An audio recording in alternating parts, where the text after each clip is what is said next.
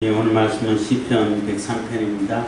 시편 103편 여호와의 크신 은택과 또 우주적인 찬양을 촉구하는 시입니다. 노래입니다.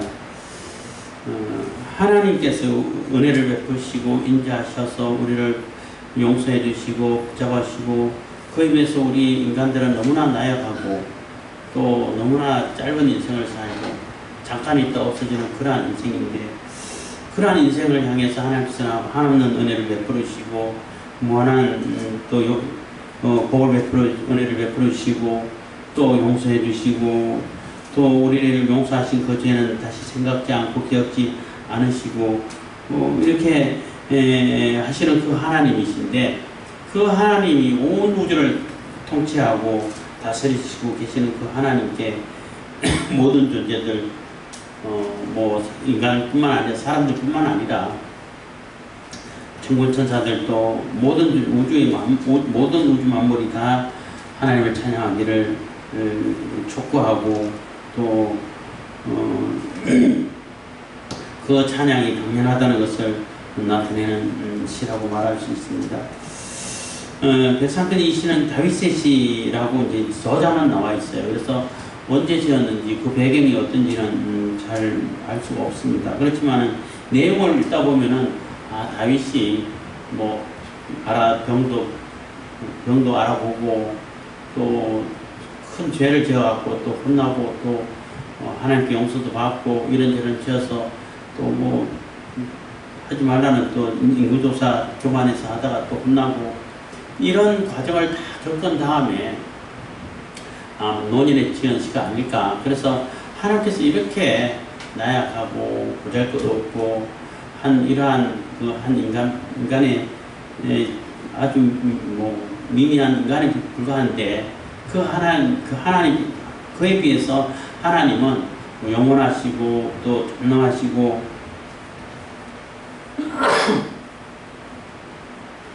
크신 하나님이시고 온 우주를 다스리시는 그 하나님이신데, 그 하나님이 이렇게 무한한 사랑을 베풀으시고 은혜를 베풀어 주신다. 또 그 하나님의 은혜와 인자하심으로 인해 가지고 우리가 또 이렇게 또 건강하게 또 이렇게 또 생명을 유지하면서 또 영원한 생명을 얻어서 이렇게 살 수 있다. 그렇기 때문에 하나님을 찬양하라 하는 그런 내용이고, 우리 인간들뿐만 아니라 하나님의 뜻을 그래도 잘 알고 잘 받들어서 하나님 명령한 대로 아주 잘 실행하는 천군 천사들도 당연히 하나님을 찬양해야 된다라고 이렇게 마무리를 짓고 있습니다.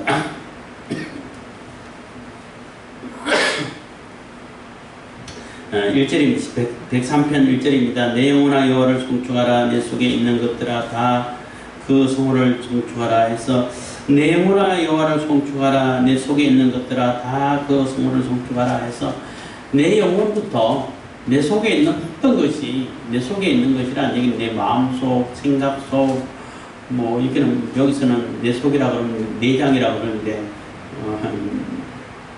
그 내장이 의미하는 것은 내 깊은 속을 얘기하는 거예요. 영혼을 얘기하는 것이고, 내 심령을 얘기하는 것이고, 내 마음을 얘기하는 것이고, 내 생각을 얘기하는 것이고, 이런 모든 것들이 다 하나님을 찬양하라는 거예요. 하나님을 찬양하는 것 외에는 우리가 참 기쁨을 얻고 참 소망을 얻고 참 행복을 누리고 또 평안을 누리고 이런 것이 없다는 거죠.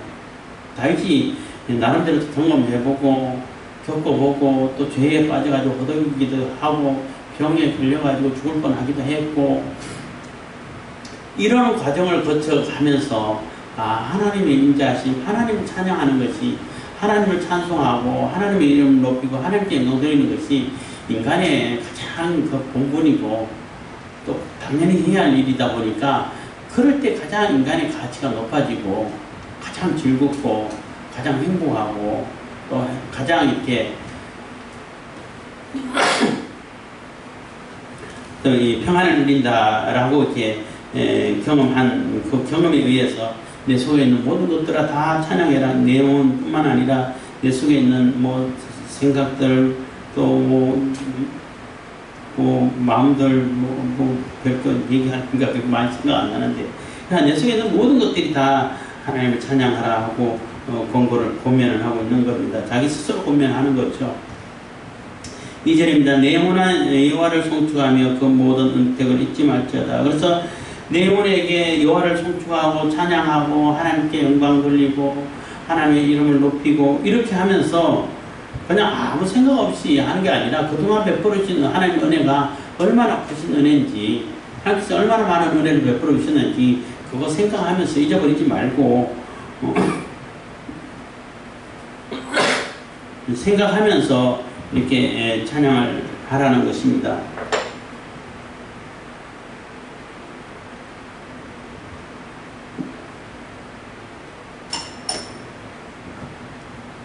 3절입니다. 제가 내 모든 죄악을 사하시며 내 모든 병을 고치시며 그래서 그 은택을 잊지 말라고 이렇게 스스로 이렇게 다짐하고 권면하고 있는데 그 은택 어떤 은택이었냐면은 제가 내 모든 죄를 사해 주시고 용서해 주시고 모든 병을 고쳐 주시고 다윗이 죄도 여러 번 지었고 사소한 건 인간이기 때문에 많이 있을 수도 있겠죠. 근데 아주 결정적인 죄를 몇 번 지었죠. 그랬지만 하나님께 회개하고 하나님께로부터 용서함을 받았고 그리고 이제 일생을 사는 동안에 한 여러 번 또 이렇게 아주 중병을 걸린 적이 있었던 것 같아요. 아주 심각한 병에 걸려가지고 사경을 헤매고 이렇게 잠깐만요.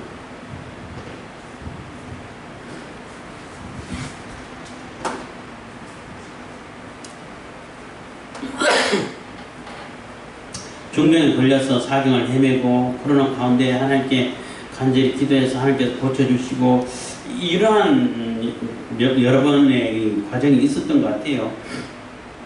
시편을 읽다 보면은 다윗이 병에 걸려가지고 하나님께 호소하는 이러한 내용이 여러 편이 나옵니다. 그렇처럼 그럴 때마다 하나님께서 용서해 주시고 죄를 사해 주시고 또 병도 고쳐주시고 이런 것이 얼마나 감사하고 얼마나 큰 하나님의 은혜인지 우리가 기억해야 된다는 겁니다. 4절 내 생명을 파멸해서 구속하시고 인자와 긍휼로 관을 씌우시며 그래서 내 생명을 파멸해서 구속하시고 그래서 다윗이 죄를 지어서 그냥 쫓기기도 하고 반란으로 해가지고 도망가기도 하고 그래서 파멸을 받아서 이제 죽을 뻔하고 이제 완전히 이제 끝난지도 모르겠다 이런 생각이 들 정도로 어려운 상황이 있었고 또 사울에게 쫓기면서도 많이 여러 번 죽을 뻔하기도 했죠. 그렇지만 그럴 때마다 하나님께서 건져주시고 보호해 주시고 지켜주셨다는 것입니다. 그래서 그 파멸에서 구속하시고 인자와 긍휼로 관을 씌우시고 그런 과정을 다 거쳐가지고 오히려 또 왕으로 삼아 왕의 직분을 주셔가지고 또 영광의 관을 씌워주시고 또 이렇게 하나님의 긍휼하심, 하나님의 보호하심, 불쌍히 여기심 이렇게 얘기해야 되나요? 여기서 말하는 긍휼은 히브리어에서 뜻하는 내용은 여성의 자궁을 뜻하는 얘기예요. 자궁이 태아를 아주 보호하고 모든 것을 또 생각하게 만들고 또 엄마가 모든 것을 희생해가지고 그 태아를 보호하는 그런 마음이 있잖아요. 그가 얼마나 안타깝고 또 이렇게 불쌍히 여기고 그 아이가 잘못될까봐 염려 걱정하고 하는 그런 것이 엄마잖아요. 그런 것처럼 하나님의 긍휼하심도 그와 같다는 거예요. 그래서 그 인자하심을 베푸시고 긍휼로 보호해 주시고 그것으로 이제 관을 씌워 주셔가지고 왕의 직분까지 주시고 이렇게 했으니까 얼마나 감사하고 얼마나 영광스럽고 얼마나 말로도 할 수 없는 하나님의 은혜죠. 그러니까 그거 잊어버리지 말고 하나님을 찬양하라는 것입니다.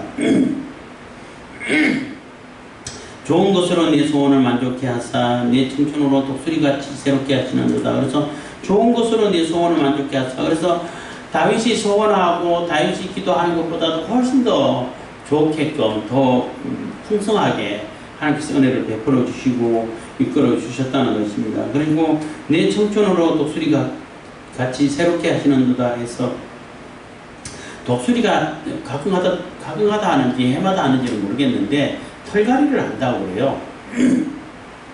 그래서 이제 과거에 조금 낡고 뭐 이런 털은 강하게 뽑히고 또 뽑아버리고 새롭게 나면 깨끗하잖아.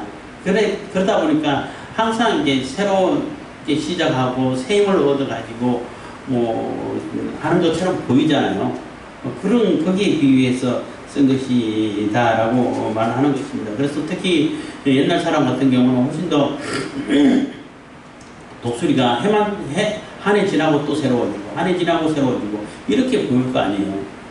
뭐 어떤 뭐 예화에서는 독수리가 뭐 몇 년 살고 나면은 완전히 털을 다 뽑아버리고 그러고 나서 새로 이제 들라면은 거기서 또 몇 년 더 살 수 있고 뭐 이런 얘기를 예화에서 본 적이 있는데 그거는 이제 사실이 아니라고 얘기를 하더라고요.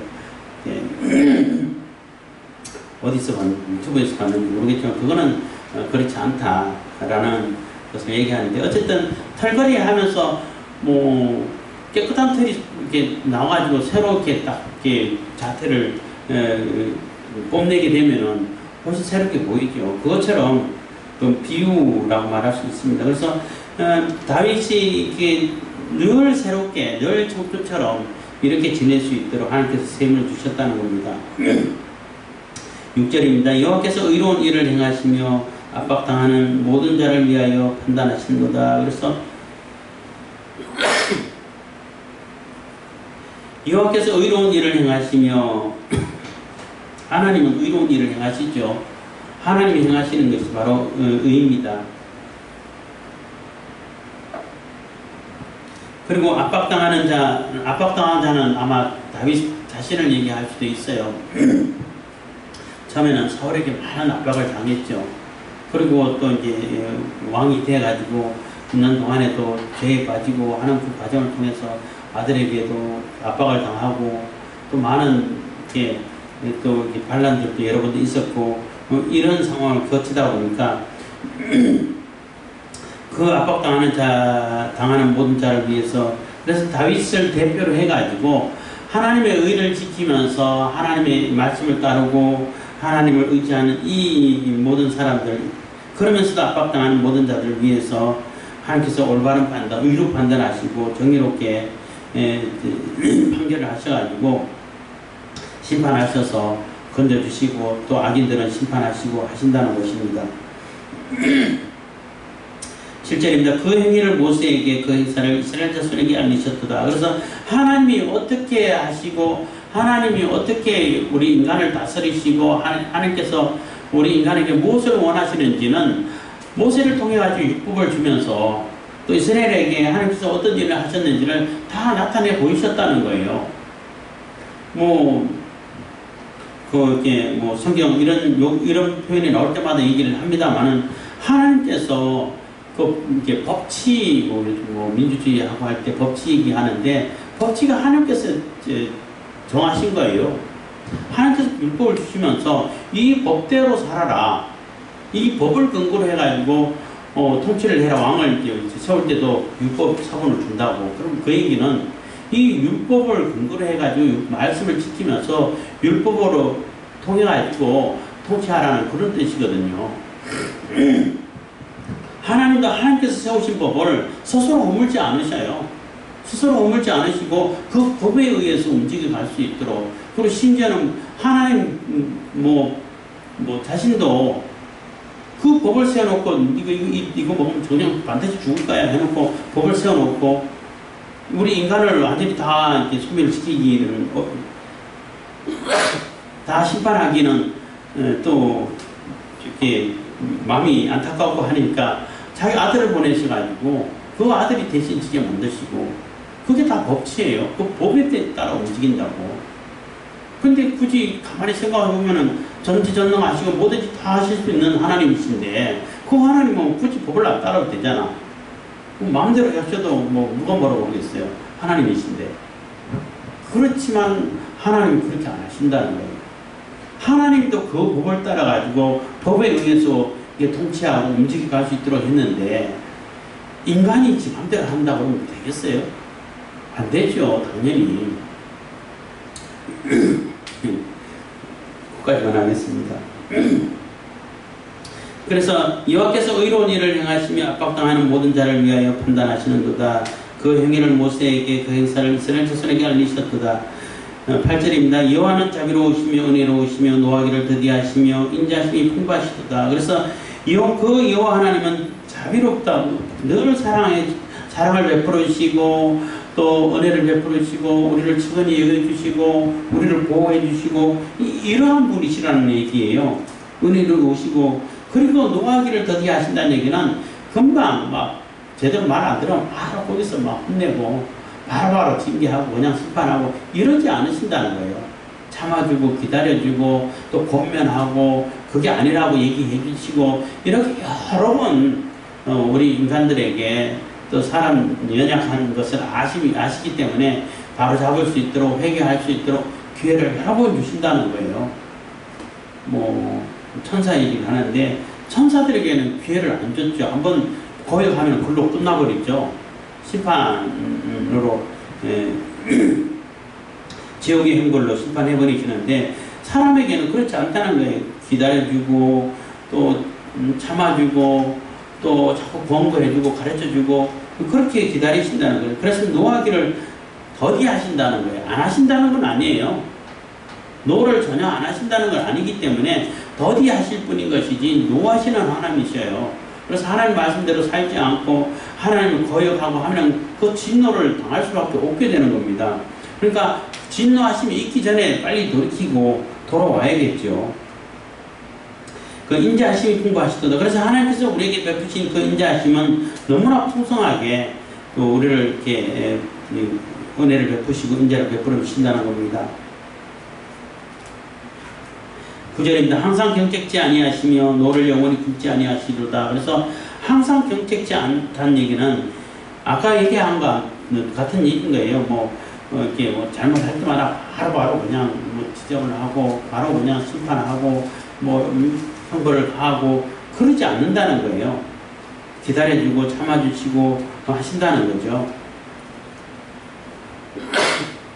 그리고 노를 품어도 영원히 품지 않는다는 거예요. 진노하고 또 잠깐 이게 진노하셔가지고 노를 발휘해가지고 그들을 심판하고 징계를 하고 하시겠지만은 얼마 가지 않아가지고 또 진노를 푸시고 노를 푸시고 징계를 풀어가지고 다시 회복시킬 수 있도록 회복될 수 있도록 기회를 주시고 또 이끌어 주신다는 거예요. 구약 시대 때는 그 하나님 말씀을 이렇게 율법으로 돌비석에 세게 주셨기 때문에 사람들이 돌 보고도 잊어버리고 그냥 옆에 있어도 별 신경 안 쓰고 이러다 보니까 하나님을 제대로 알 수 있고 하나님의 은혜를 충분히 받을 수 있는 그러한 견지가 없어요.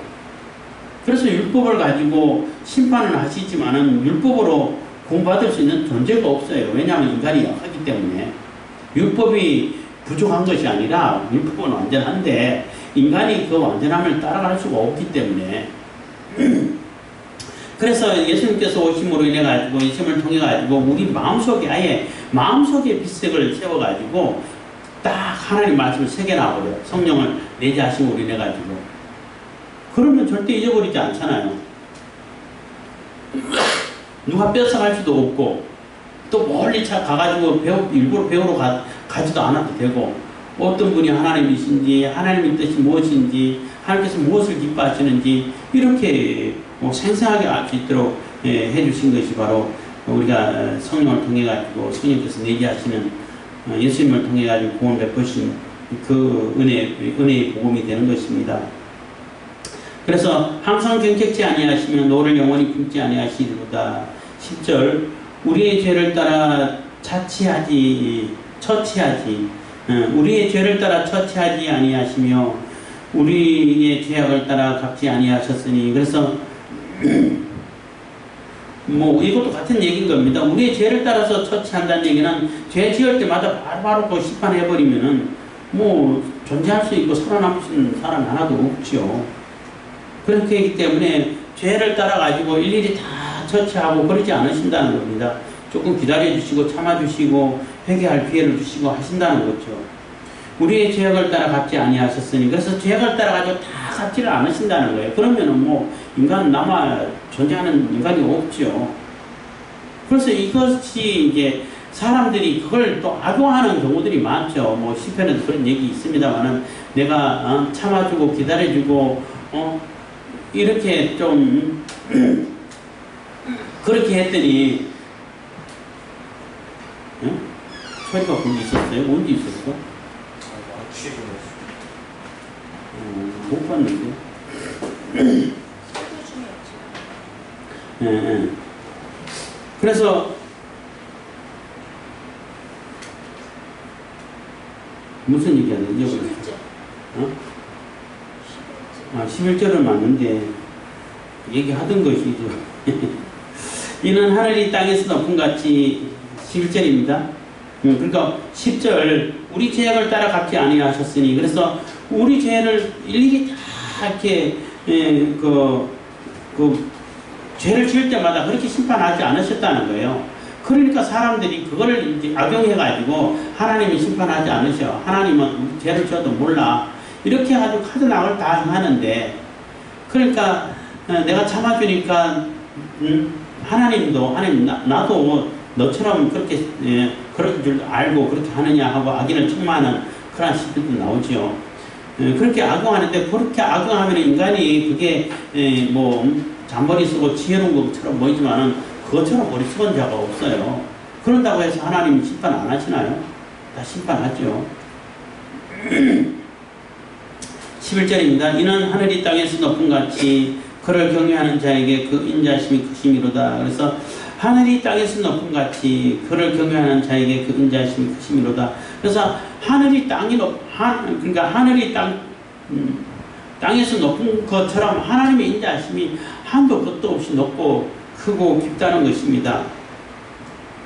그만큼 크다는 거죠. 동이 서에서 먼 것 같이 우리 죄가를 우리에게서 멀리 옮기셨으며, 그래서 땅에서 하늘이 높은 것처럼 이게 종으로 이렇게 얘기하고, 동에서 동서는 만날 일이 없죠. 뭐 좀 방향이 완전히 반대니까. 그것처럼 우리의 죄를 완전히 이렇게 멀리 옮기시고 죄를 용서해 주시고, 한번 용서하신 그 죄는 다시 언급하지 않으시고, 이렇게 해서 하나님께서 큰 은혜를 베풀어 주신다는 겁니다. 13절 아비가 자식을 불쌍히 여긴 같이 여호와께서 자기를 경외하는 자를 불쌍히 여기시나니, 그래서 아비가 자식을 불쌍히 여긴 같이 여호와께서 자기를 경외하는 자를 불쌍히 여기시나니 이는 저가 우리의 체질을 아시며 우리가 진토임을 기억하심이로다. 해서 아버지가 자녀를 기억하고 또 불쌍히 여기고 참아주고 이런 그 애틋한 마음이 있죠. 부모들은 다 있어요. 근데 물론 뭐 요즘은 뭐 부모라도 자식을 또 이렇게 해하고 또 자식도 부모를 막 해코지하고 하는 그런 게 죄에 빠져 있어서 그런 경우도 물론 뭐 각각 뉴스에 보겠지만은 보편적으로 생각할 때는 그 아버지는 아들을 또 자녀를 위해서 아들 딸을 위해서 엄마들은 더 모성애는 더 깊죠. 그 부성애도 훨씬 더 깊어요. 훨씬 더 한다. 그 모성이 못지않게 깊어요. 그런데 그 어떤 뭐 동물학자가 뭐 실험을 했는데 그 원숭이를 가지고 그 원숭이 새끼를 가지고 그 수컷 원숭이랑 암컷 원숭이 있었는데 그 새끼랑 같이 지내게 만들었는데 밑에 그냥 뜨겁게 불을 때 가지고 자꾸 뜨겁게 하니까 그래도 그 엄마 원숭이는 그 새끼 원숭이를 품에 안고 뜨거운 것을 견디는데 수컷 원숭이는 그 새끼 원숭이를 깔고 앉아 있는다는 거예요. 그래서 모성애가 훨씬 많다, 훨씬 깊다 이렇게 얘기했는데 그건 원숭이 얘기인 거고 원숭이 얘기인 것이고 그 사람은 원숭이하고 똑같지 않잖아요. 생각할 줄 알고 어떤 건지 아는데 그 좀 자녀를 위해서 목숨 거는 부모들이 거의 뭐 대부분일 거예요. 그것처럼 이게 하나님도 아비가 자식을 불쌍히 여긴 같이 요거는 우리가 이해하기 쉽기 위해서 그래도 가장 친근감이 있는 그러한 관계를 아버지와 자식과의 관계를 이렇게 빌려와서 거기에 비교를 해가지고 이렇게 설명하는 거예요. 그것처럼 여호와 하나님께서도 우리를 자기를 경외하는 자를 이렇게 불쌍히 여기시고 보호해 주시고 지켜주시고 또 이렇게 감싸주시고 하신다는 겁니다. 이는 14절 이는 저가 우리의 체질을 아시며 우리가 진토임을 기억하시미로다. 그래서 하나님께서 그렇게 불쌍히 여기시고 이렇게 보호해 주신 것은 인간 자신이 너무나 이렇게 나약하고 보잘것없는 존재라는 얘기예요. 진토란 얘기는 그냥 흙이란 얘기잖아요. 흙에서 왔다는 얘기가 되는 것인데 그만큼 나약하고 또 약한 그러한 존재, 또 허무하고 뭐 잠깐 있다 없어지는 그러한 존재밖에 안 되니까 이 세상에 있는 동안은 하나님께서 그랬기 때문에 더 불쌍히 여겨주시고 또 측은하게 여겨주신다는 겁니다. 15절 인생은 그 날이 풀과 같으며 그 영화가 들의 꽃과 같다. 그래서 인생의 날이 풀과 같다는 얘기. 풀은 그냥 쭉 났다가 그냥 베이면 금방 사라지고 베지 않아도 뭐 한 해가 지나면 다 시들어져 버리고 그 너무나 이렇게 짧은 인생을 얘기하는 거예요. 그 영화가 들의 꽃과 같다. 꽃이 피면은 폈을 때는 이쁜데 그 꽃이 뭐 얼마나 가나요? 얼마 안 가서 다 져버리고 뭐 화무 11홍 해가지고 꽃은 뭐 열흘 동안 꽃이 없다 이런 뭐 표현도 있습니다만은 그만큼 허무하고 짧다는 얘기인 거예요. 그것은 바람이 지나면 없어지나니 그것이 다시 알지 못하거니와 그래서 뭐 꽃이 확 폈다가도 시들어지고 거의 동풍이 확 불어가지고 그것을 다 말려버리면 거기 꽃이 있던 자리인지 없던 자리인지도 흔적도 없이 사라진다는 얘기예요. 그만큼 인생이 짧고 허무하고 뭐 어디 갖다 놓고 그냥 누구하고 비길 만큼 이런 존재가 못 된다는 거죠. 특히 하나님하고 비교하면은 물론 비교 자체가 안 되겠지만 하나님은 영원하신데 인간은 뭐 얼마나 짧은 인생을 사냐는 거죠. 그렇기 때문에 나약하고 짧은 인생을 살고 또 험한 인생을 살 수밖에 없는 인생이고 이렇기 때문에 하나님께서는 더 애착을 가지고 또 긍휼히 여겨주시고 또 아비가 자식을 생각하는 것처럼 이렇게 또 측은하게 여겨주시고 긍휼을 베풀어 주신다는 겁니다. 17절 여호와의 인자하심은 자기를 경외하는 자에게 영원부터 영원까지 이르며 그 의인은 자손에게 미치리니. 그래서 여호와의 인자하심은 자기를 경외하는 자에게, 그래서 하나님께서 베푸시는 그 인자하심 은혜는 뭐 자기를 경외하고 하나님을 따르고 하나님 말씀대로 지키고 하나님을 진정으로 사모하고 이런 자들에게는 영원부터 영원까지 한순간만 이뻐하고 한순간만 그냥 좋게 해주고 한순간만 받아주고 이런 것이 아니라 영원히 영원부터 영원까지 이렇게 보호해 주시고 지켜주시고 인자를 베풀어 주신다는 것입니다. 18절 곧 그 언약을 지키고 그 법도를 기억하여 행하는 자에게로다. 그래서 그 언약 하나님께서 하나님께서 우리에게 베풀어 주신 그 언약의 말씀을 지키고 그 법도를 기억해서 그 말씀대로 따라 살고 그 말씀대로 행하는 그런 자에게 영원히 베푸신다는 거죠. 인간이기 때문에 무조건 베푸신다는 게 아니라는 거죠. 인간이기 때문에 하나님께서는 기회를 주시죠.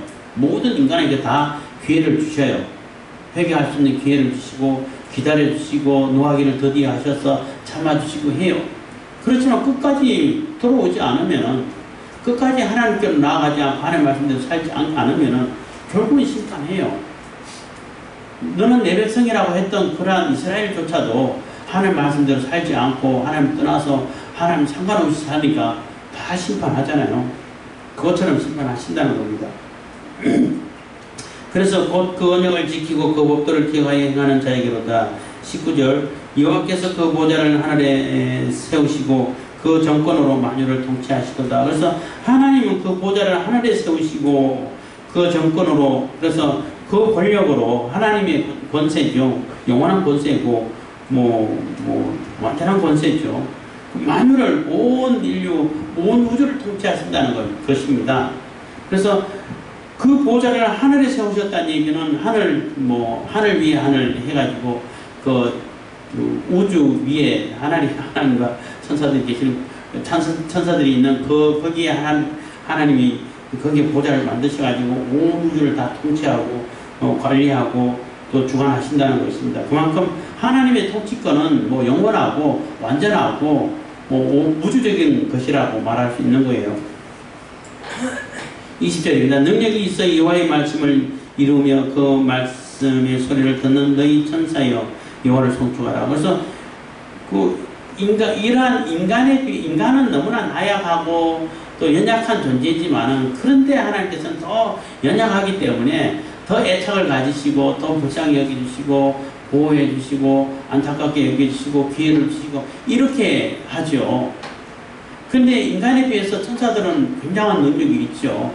대단한 능력이 있습니다. 그래서 능력이 있어서 여호와의 말씀을 이루며 그럼 하나님께서 명령하시면 그 명령을 그대로 이룰 수 있는 능력을 가진 자가 천사인 거예요. 그런 존재가.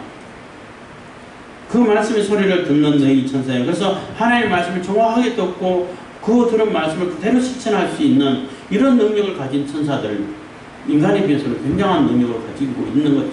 사람들은 듣고도 그게 뭔 말인지 이해도 못하고 깨닫지도 못하는 경우도 많고 또 알았다 할지라도 실행하는 데 있어가지고는 많은 것이 부족하고 이런 것이 사람인데 천사는 그렇지 않다는 거예요. 안전하게 다 듣고 실행할 수 있다는 것입니다.